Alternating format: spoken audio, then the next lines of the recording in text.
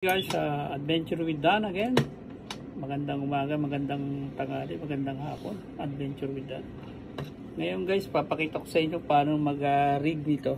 Ikakabit ko dito. Gagamitin ko yung cable wire.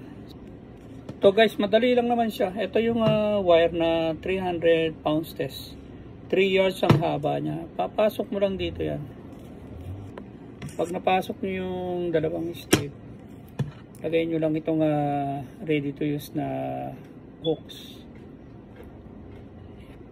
So, pag napasok nyo yung sleeve, ganyan, i-crimp nyo lang yan. Dalawa yung sleeve na ikakabit natin. So, ganito rin ang gagawin nyo. Ganyan din. Yan. Ito guys, na ilagay ko rin siya. I-crimp din yan. Ito lang ang distance niya kasi maliit yung lure na. Pagkatapos nyan, diretso na yung ganito. Ayan.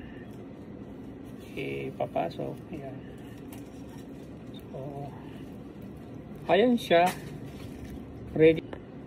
Siya. Cut. Yun. So, ito siya guys. So, ayan. So, ito na siya. Napakasimple lang. Ready to use. Pang wahoo ito. O kaya mai-mai.